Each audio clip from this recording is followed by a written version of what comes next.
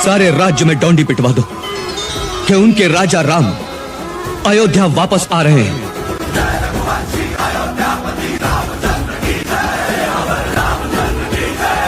आखिर क्या हुआ जब अयोध्या मंदिर के दरबार में प्रकट हुआ साक्षात पुष्पक विमान राम मंदिर में काम कर रहे मजदूरों ने जब यह नजारा देखा तो सभी के पैरों तले जमीन खिसक गई। 22 जनवरी प्राण प्रतिष्ठा से पहले अयोध्या में इतने बड़े चमत्कार का होना सभी को आश्चर्य में डाल रहा है। कुछ लोगों ने इसके साक्षात दर्शन किए हैं। जिन्होंने अपनी आंखों देखा उन्होंने जो बताया उसे सुनकर आपके भी रोंगटे खड़े हो जाएंगे। लेकिन आगे बढ़ने से पहले अगर आप भी एक सच्चे सनातनी हैं और प्रभु श्री राम को अपना आराध्य मानते हैं तो इस वीडियो को लाइक करके कमेंट बॉक्स में जय श्री राम जरूर लिखें, क्योंकि कलयुग में त्रेता युग जैसी घटनाओं का दिखाना कोई आम बात नहीं है। जैसा कि आपको मालूम होगा कि 22 जनवरी 2024 को रामलला अयोध्या के नए भव्य मंदिर में विराजमान होंगे। इस शुभ कार्यक्रम के लिए पूरे देश में निमंत्रण बांटा जा रहा है। शहर से लेकर गांव तक घर घर अक्षत वितरण में बच्चों से लेकर बड़े तक सहयोग कर रहे हैं। यहाँ तक कि महिलाएं भी घर घर जाकर अक्षत और श्री राम के अयोध्या की फोटो बांट रही है। अयोध्या में राम मंदिर में भगवान रामलला की प्राण प्रतिष्ठा कार्यक्रम की तैयारियां तेजी से की जा रही है। इस कार्यक्रम को बेहद भव्य बनाने के लिए कोई कसर नहीं छोड़ी जा रही और इस बीच राम मंदिर निर्माण का कार्य भी तेजी से किया जा रहा है। मंदिर निर्माण में जो लक्ष्य लिया गया था उसमें लगभग 80% कार्य हो चुका है। 70 खंभों पर मूर्तिकार का काम चल रहा है। पिछले दिनों त्योहार की वजह से काम धीमा पड़ गया था, लेकिन अब वह भी तेज गति से पूरा हो जाएगा। निर्माण कार्य जल्द से जल्द पूरा करने के लिए सभी मजदूर रात दिन मेहनत कर रहे हैं। लेकिन 10 जनवरी की रात कुछ ऐसा चमत्कार हुआ जिसे देखकर सभी मजदूरों के होश उड़ गए। असल में जब रात्रि के समय सब मजदूर अपना काम निपटाकर तंबू में सो रहे थे, उसी समय अचानक से उन्हें वहां कुछ हलचल महसूस हुई। तभी सुरेश नाम के एक मजदूर ने जब तंबू से बाहर झांक कर देखा तो उसे राम मंदिर के परिसर में कुछ अजीब सी पीली चमकती हुई चीज दिखाई दी। उसने अपने साथियों को जगाना चाहा, लेकिन कोई भी उसके साथ नहीं आया। जब हिम्मत करके सुरेश जब राम मंदिर परिसर में पहुंचा तो वहां का नजारा बहुत चौंकाने वाला था, क्योंकि वहां पर उसे एक बहुत ही दिव्य चमत्कार एक विमान दिखाई दिया जिसका आकार मोर के समान था, जो कि दिखने में काफी सुंदर और तेज रोशनी से परिपूर्ण था और वह राम मंदिर परिसर के पिछले क्षेत्र में उतर रहा था। लेकिन उस विमान को नियंत्रित कौन कर रहा था यह समझ नहीं आ रहा था, क्योंकि उस विमान में प्रकाश इतना तेज था कि सामान्य आंखों से नहीं देखा जा सकता था।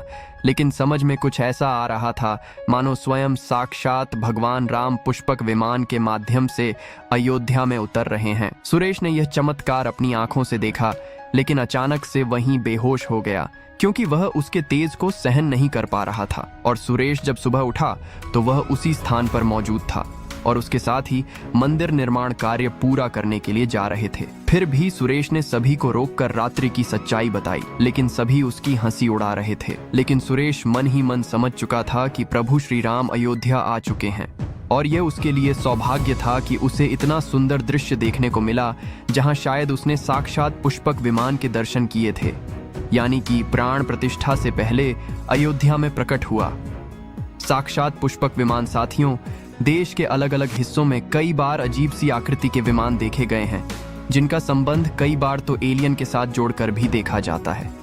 यानी कि अयोध्या में उस रात्रि को मोर की आकृति का विमान देखना वास्तव में प्रभु श्री राम का ही कोई संदेश हो सकता है। लेकिन क्या यह विमान सचमुच में पुष्पक विमान है? इसकी आखिर क्या गारंटी है? इसे समझने के लिए हमें पुष्पक विमान के रहस्य को अच्छे से जानना पड़ेगा। आगे हम आपको पुष्पक विमान का रहस्य बताएंगे, जिसे समझकर आपको यकीन होगा कि अयोध्या में पुष्पक विमान का प्रकट होना कलयुग का सबसे बड़ा चमत्कार है। हम आपको पुष्पक विमान का रहस्य बताएं उससे पहले आप इस चैनल को सब्सक्राइब जरूर कर लीजिए और इस चमत्कार के लिए कमेंट में जय श्री राम जरूर लिखें। रामायण में पुष्पक विमान का जिक्र है, जो कि पहले कुबेर के पास था। इसके बाद रावण ने उसे अपने सौतेले भाई कुबेर से लंका समेत बलपूर्वक हथिया लिया था। फिर रावण इसी के जरिए कहीं भी आता जाता था। रावण को हराने के बाद यह विमान श्री राम के पास आ गया। वह जीत हासिल करने के बाद इसी विमान के कई जगह होते हुए अयोध्या पहुंचे थे। रावण ने इसी के जरिए पंचवटी आश्रम से सीता का हरण किया था और उन्हें उस पर बिठाकर लंका ले गया था।